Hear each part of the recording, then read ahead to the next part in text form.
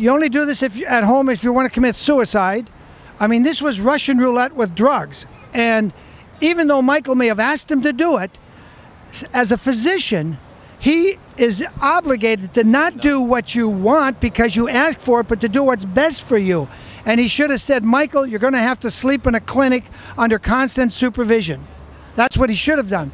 But so many other things. He didn't keep a record of when he gave him, how much he gave him. All this is not just gross malpractice. This is poisoning, second-degree murder. And I'm appalled that the prosecutors, the top elected prosecutor here in Los Angeles, did not say, we're going to give the jury 3 choices. They can have second-degree murder, they can have voluntary manslaughter or involuntary. And that's what a jury's for, to look at the facts and decide what level of culpability fits. And to me, it's so obvious when he lied at the emergency room, that's when it became murder.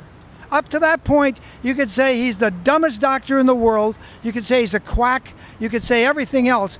But when he denied the critical information, knowing seconds and minutes were at great value at that point, that's when it became murder. And I'm outraged, and that's why even staying away from this trial, since they kicked me out the 3rd day, I came back today, if nothing else, just to make that point.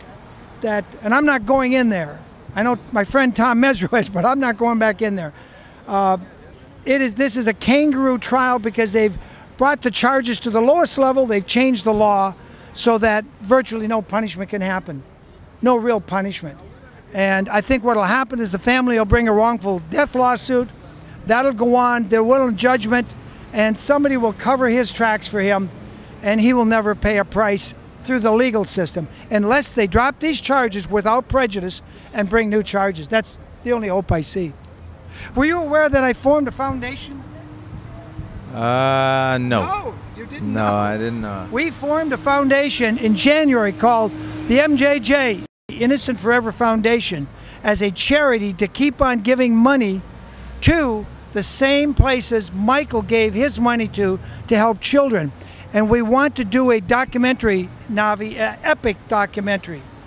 And we want to recreate the courtroom. This is not using old footage. This is a biopic. We want to make it so livid, so vivid, that people watching this on television around the world will say, oh my God, this is the real trial. You would be an excellent person to play Michael. Would you do that part? You'd have to let me know and we'll see. Well, our goal is to raise $3 million just to produce it. We want to do this the right way. Michael is worthy of doing this epic film the right way. He's worthy of it. You'd have to let me know. Don't you think? Definitely. And we need to raise $3 million. Tom Mesereau has come on board, has said at our banquet we had in September 16th that he supports us. And anyone who is devoting any time out of their busy life to promote the reality that Michael Jackson was completely innocent of these horrific charges, and that Michael Jackson was one of the kindest, nicest, most sensitive, most giving people on the planet, I'm with you. I'm behind you. Okay? And that's what I believe this group is. He's behind anybody that gets out and tries to tell the truth of what happened in that 05 trial.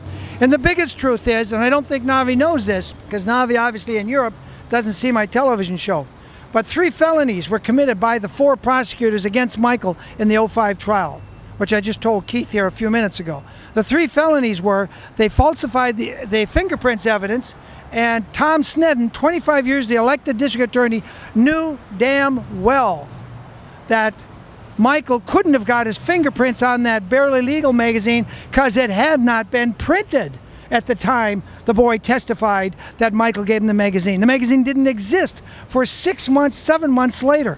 So how did he get it on? At the grand jury where he gave him the magazine with no gloves. That's falsifying evidence. That's fraud on the court. And Tom Sneddon should be in prison today, not collecting his $200,000 plus retirement pension. He should be doing time in prison. He committed fraud on the court. There's no statute of limitations on fraud on the court because it's fraud. So he could still be indicted. And that's why we're doing this documentary, Navi.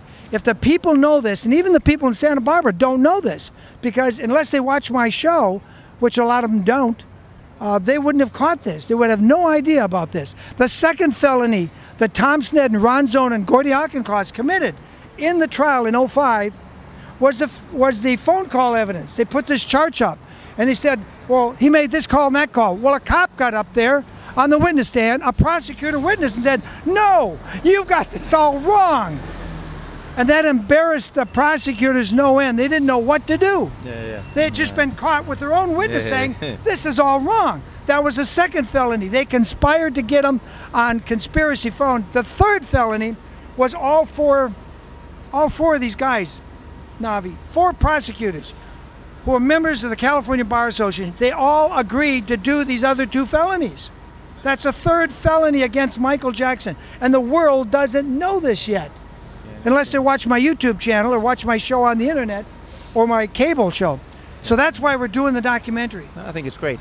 I think it's great, and I think it should be done. Do this documentary? Yeah, I think it should be. I think it should be put out there. Thank you, Navi. Thank you very much.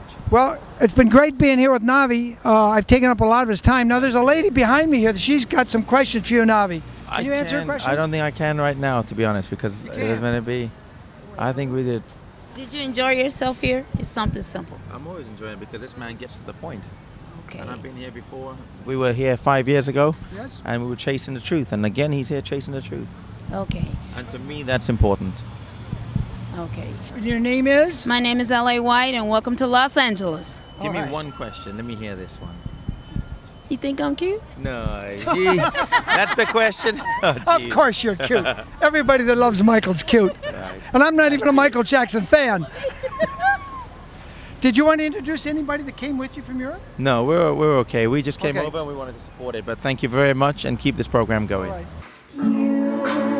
But thank you very much and keep this program going. You were gone too soon. Keep this program Born to inspire, being only you. Said we're not alone, but now that isn't true. It doesn't matter where you are, I just can't stop.